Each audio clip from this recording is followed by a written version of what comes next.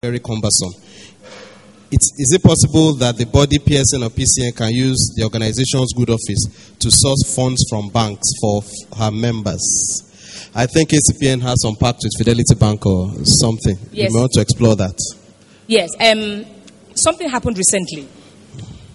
We went to Bank of Industry in order to expand our business and consolidate a certain area. And I got the biggest insult of my life. The gentleman, who is pretty highly placed, told me to my face, very confidently, that retail pharmacy is buying and selling. And therefore, they do not give financing to traders. He said it once, I tried to ignore it. He said it twice. By the third time, I said, excuse me, please, that what we do is not buying and selling. Now, BOI will give money to medical doctors. Now, they make it seem as if they are in business to manufacture. BOI will tell you that they would rather support manufacturers. So he told me, if you want to, Mrs. George, if you want to manufacture anything, bring your business plan, your plants, your this, your ingredients, your blah, blah, blah, we will fund. And I told him, I said, there are many aspects in healthcare delivery for us to achieve Vision 2020. And there is a critical role for community pharmacy that no one else can play. And I'm not interested in manufacturing, not now, maybe not even ever. So I will not go into manufacturing. Then I asked him, doctors don't manufacture, do they? It's a service.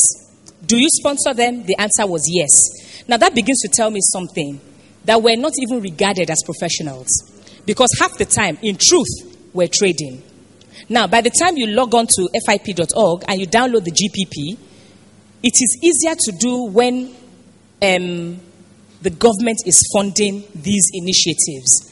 But between now and then, look for what you can do to make things happen. Many countries presented at the FIP.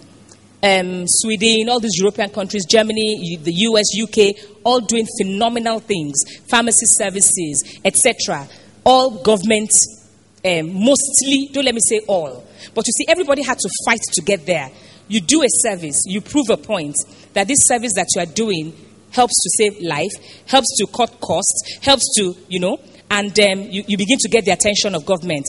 The Indian presentation ministered to me, and I plugged myself to the lady from India because I can relate to India.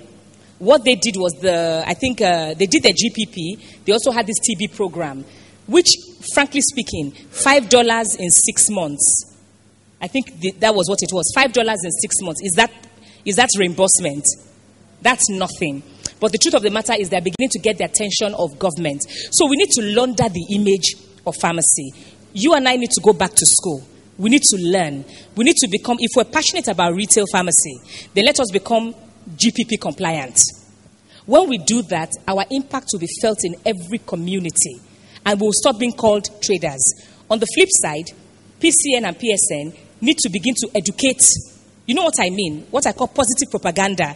To let the public know that we're not traders, such that BOI will not have this pretty